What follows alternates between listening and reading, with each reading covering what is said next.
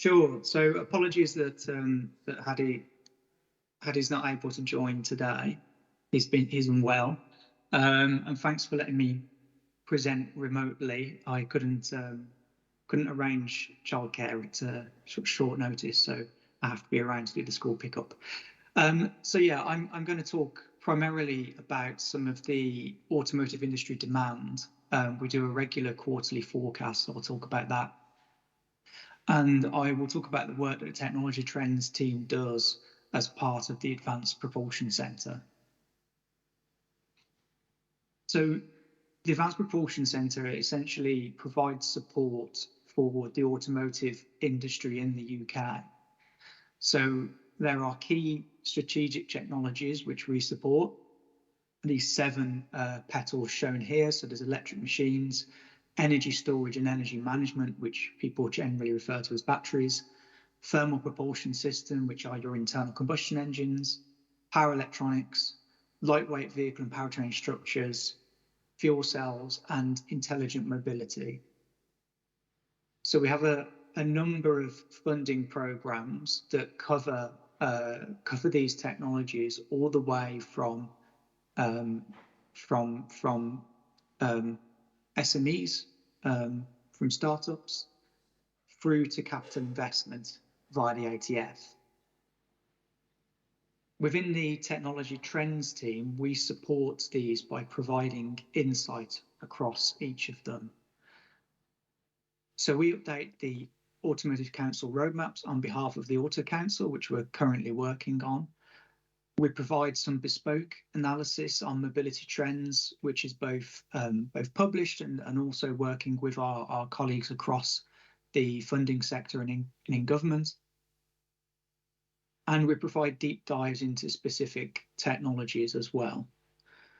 So to give you a bit of a flavour of the sort of thing we do, so we publish lots of different reports looking at what is required to manufacture these different technologies, what do the supply chains look like, both globally and UK opportunities, what is the UK strategy going forward or options for our strategy, where is the demand, what's happening with different technologies, with recycling, with policy as well.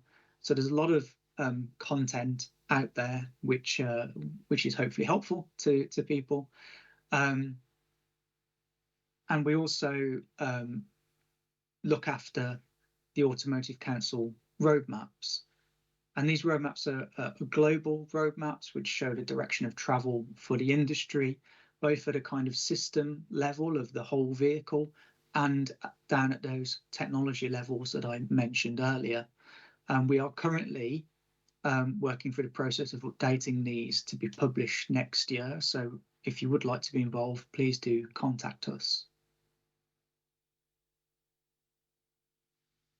So then specifically going into the automotive quarterly demand report that we publish.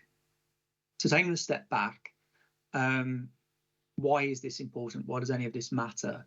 So we are obviously transitioning to electric vehicles. Often when you look at the makeup of a vehicle and the materials that go into it, you'll see it's dominated by steel, aluminium, and then probably plastics. So a lot of these materials get lost. But these are the materials that are on the critical materials lists. In the UK, in Europe, in the US, everyone has their own slightly different lists. So the point is that as we transition to a new paradigm of energy system, of which electric vehicles are a part, we have far more demand for these critical materials. So an electric car compared to an internal combustion engine car, every time I see this, it sort of strikes me that there's more copper in an electric car than all of the critical materials that would be in an internal combustion engine car. And the same again for graphite. So we tend to focus, and our quarterly demand report will indeed focus on the lithium, the nickel, the manganese, the cobalt, because those are the kind of very expensive things in the battery. But there's a huge amount of copper and graphite required as well. So one of the things that we've been doing through the last few quarterly demand reports, in fact, probably since I've joined, is in the insight pieces that we publish, we've kind of had a bit of a focus on one of these critical minerals. So in this quarterly demand report, we're focusing on rare earths, which actually is the tiny, tiny sliver at the top of that electric car. But they're very, very important, particularly in terms of their environmental impact. And in previous reports, we've talked a lot about lithium. We've talked about platinum for fuel cells. I'm determined that one day we will actually talk about copper, but everyone seems to think copper's quite boring. But I'm determined we will one day. So just to give you an idea of what we do, where we got all of our data from. So we get data from a wide variety of sources, from IHS Markit, from RoMotion, from BNEF, from Wood Mackenzie, and from discussions that we have with UK-based OEMs. So we bring all of that together to provide a global, a European, and a UK market outlook.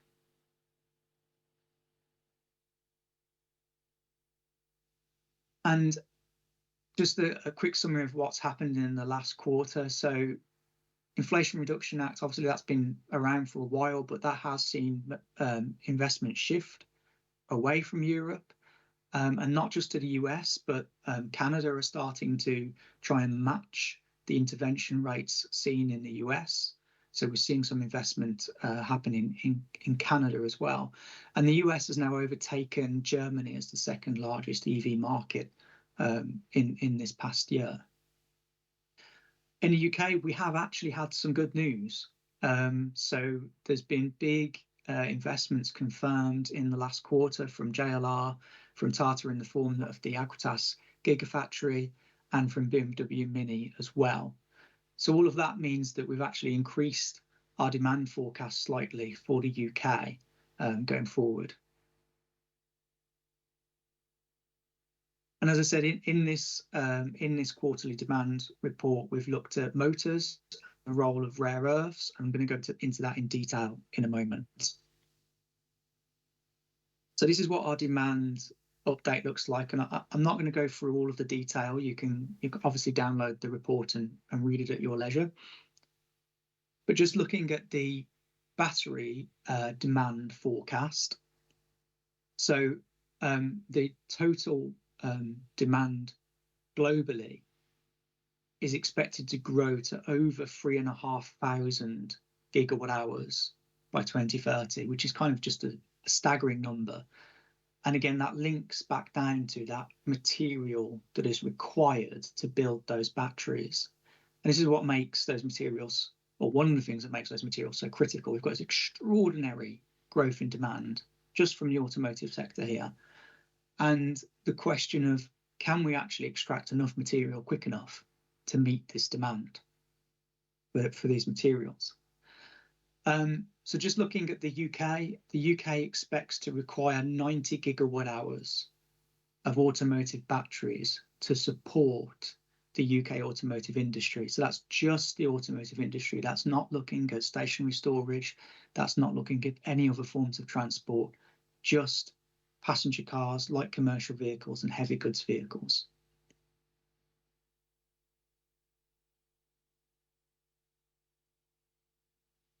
So then what we do with that data is we look at the different types of batteries that will be, wrong slide. So just that behind that data is the production by powertrain. So the really interesting thing this quarter, this is the first quarter that our world powertrain forecast has had the battery electric share higher than the ICE-led share. First quarter that's happened. And a lot of that is down to the US, and the US really pushing to get to, I think their target is 50% by 2030. So they're really pushing to get to that. China is ahead of that. But this is the first quarter we've got to a point where the world powertrain forecast is tipped in favour of battery electric vehicles.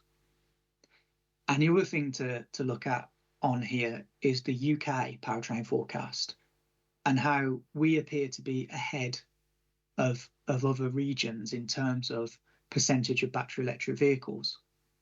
And you might think with some of the recent news that is a surprise. But as I said earlier, there's been some really positive investment in the UK, and the zero emission vehicle mandate is one of the things that really drives that investment as well.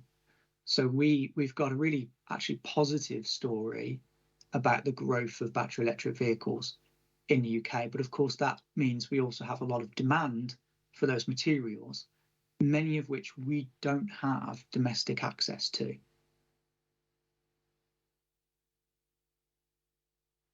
So then given that, we look at the forecast of battery chemistry.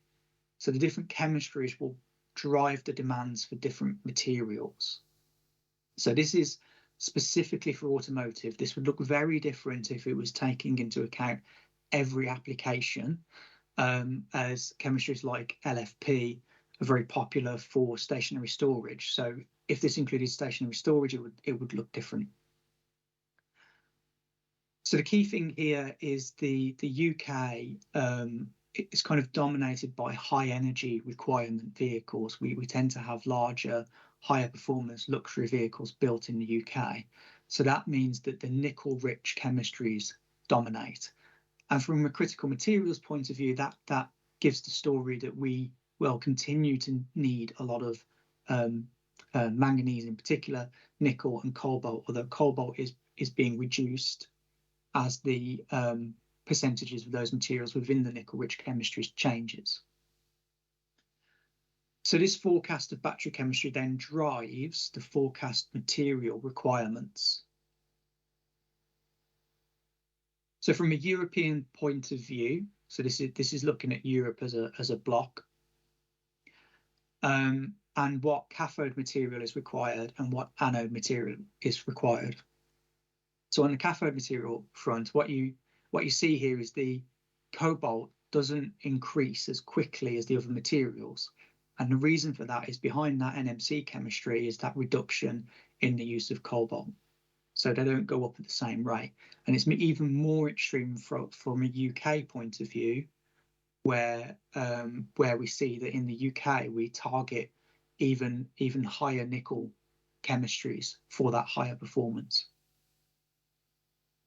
So in terms of, I guess, lithium is one of the most interesting ones. So lithium carbonate equivalent, 515,000 tonnes required to support the automotive industry in Europe in 2030. And then graphite, which is one of those materials we don't talk about for some reason. Graphite, it's almost 1,000 kilotons required in 2030 of graphite. And graphite, again, is one of those materials where a lot of that supply chain goes through China. So then if we look at the UK, we have a slightly more extreme view here because of our different chemistry mix. So looking at the manganese to cobalt, you see a different ratio happening towards 2030 compared to the European picture where the chemistry is slightly different. Looking at lithium, 64 kilotons required in 2030. So it's really, I think, really interesting to look at the UK opportunity there and how much lithium we could potentially extract by that date. And I think, theoretically, lithium is one of the things where we could meet a lot of that requirement. And again, on the anodes, 100 kilotons of graphite required in some form, whether that's synthetic or natural. There's 100 kilotons required in 2030. And the UK can potentially produce its own graphite. But obviously, as I say, China dominates that supply chain and they do it very cheaply.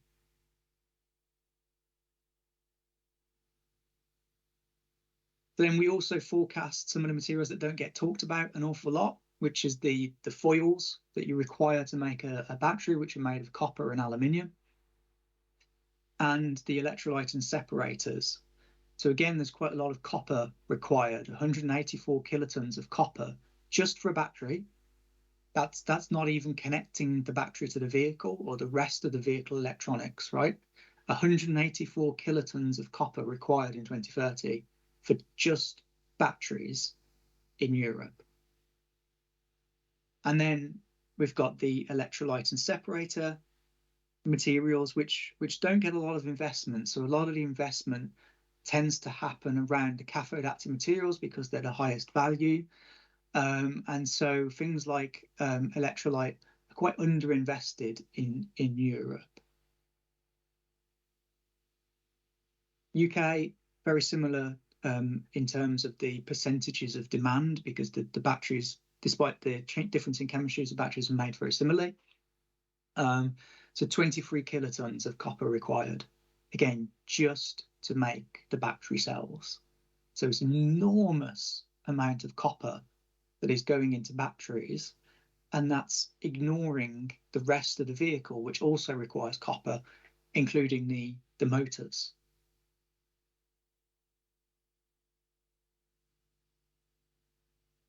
So in this quarter, we decided to look at the motors in a bit more detail.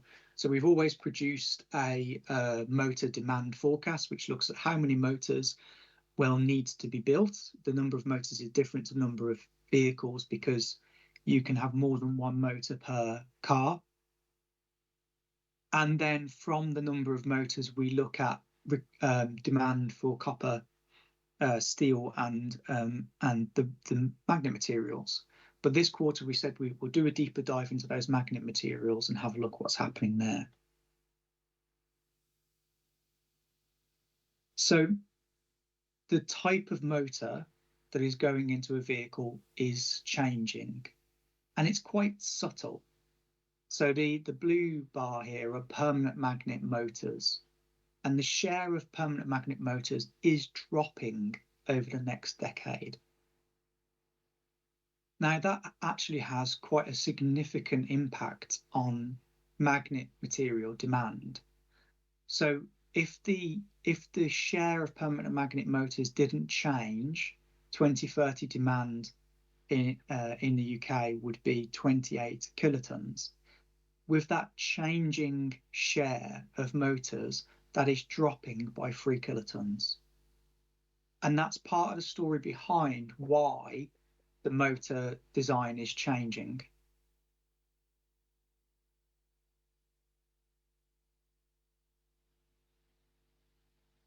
So then, given that changing motor design, what impact does that have on the material demand? So as I say, the number of motors that you need is different to the number of vehicles. So here we've got the number of motors required to service the battery electric vehicles, hybrids, etc. in Europe. So there's a total of 19 million motors needed in 2030. And to make those 19 million motors, you need 177 kilotons of copper, 24 kilotons of magnet material, and 782 kilotons of e-steel. Looking at the UK point of view, we need 1.4 million motors to be made in 2030 to go into UK vehicles. And to support that requires 17 kilotons of copper, 75 kilotons of the e-steel, and 2.5 kilotons of magnets. And then the question is, why are OEMs moving away from permanent magnet motors? And I know it's a slow movement away, but there is this trend of moving away. So one of the reasons is cost. The other motor designs can cost less. Another reason is supply chain security. So by moving to a motor without a magnet, we can potentially move to have greater supply chain security because we're moving away from those rare earths. And there's the environmental, social, and corporate governance aspect. So rare earth magnets in particular, they don't just have an environmental impact. When you look at the supply chain, which I'll do in a moment, you see that there's also the social aspect of that as well. So then what are the options if you do want to make those improvements? So you can change the motor design and go to a magnet-free motor. You could change your supply chain and move to a country with less supply chain risk. You could change the magnet material, or you could use recycled material. And what's interesting from a UK point of view is we've got opportunities across all four of these. So we've got some great companies developing magnet-free motors like Advanced Electric Machines. We've got Pensana and Less Common Metals that are investing in rare earth supply chains outside of China. We've got some research in recycling of rare earth magnets, like from Ionic Technologies. And we even have some of these materials in the UK. So I'm just going to focus on changing the magnet material. And the reason for that is that Tesla made this announcement in March this year that they're not going to use rare earth magnets anymore. And everyone got a bit excited about this and thinking, well, what are they going to do and how are they going to do it? So the kind of accepted wisdom is that if you move from a rare earth to a ferrite magnet, which is the assumption highlighted in yellow here, that although that material is cheaper, it's more abundant, it has good temperature characteristics, it's corrosion resistant, it's got lots of good things, it's weaker, and that leads to a larger and heavier motor. So there's been a general assumption that maybe Tesla can get away with that because they've done some really good work in reducing the size of their magnets and reducing their motor size. So they can kind of afford this trade-off for those other reasons that were highlighted, cost and supply chain risk. Then a few months before Tesla made this announcement, there was this paper about ferrite magnets produced by a company called Proterial, who were Hitachi Metals not so long ago.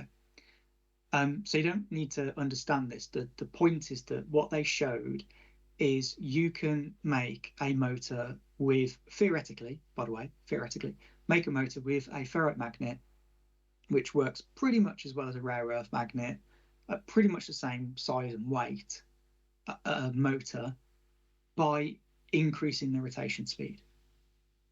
So then there's a question of what are Tesla actually doing? Are they going to change the motor design entirely? Are they going to change the rotation speed?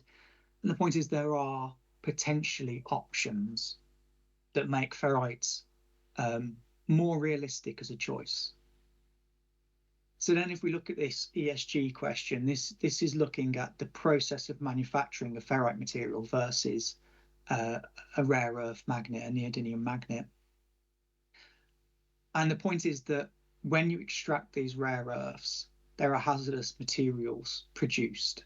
They're often found with radioactive elements, which makes growing that supply chain outside of China challenging.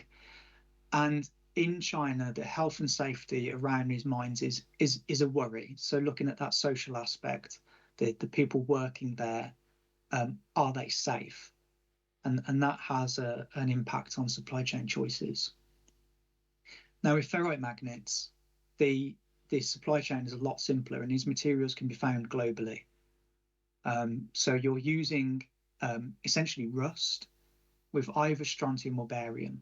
And actually, these magnets are 9 parts effectively rust to 1 part strontium or barium. And it's a very simple process. So in terms of the environmental impact, it's a lot simpler. You can find these materials much more widely. And so you can avoid those ESG issues around rare earth magnets and the supply chain risks. So this map just shows where those materials can be found. And just to highlight the fact that the UK is on both of those. Now, we haven't mined those materials at any scale in a long time, right? But they are there. And the amount of magnet material we need in the UK isn't enormous. You know, there's a couple of kilotons. So we decided to say, well, how much ferrite might be used in the near future? So because Europe and the UK, we don't make a lot of segment A vehicles, the smaller vehicles where this would be most applicable, we don't see a lot of demand change in the near future.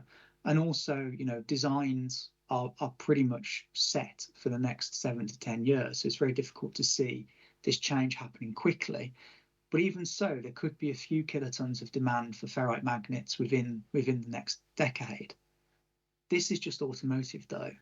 The really important thing to add, particularly for ferrite magnets, is that wind turbines need similar technology. And for a wind turbine, a ferrite is much more interesting. The fact that it doesn't corrode is extremely useful for offshore wind power. So that could easily double the demand and make for quite an interesting case for looking at a ferrite magnet supply chain.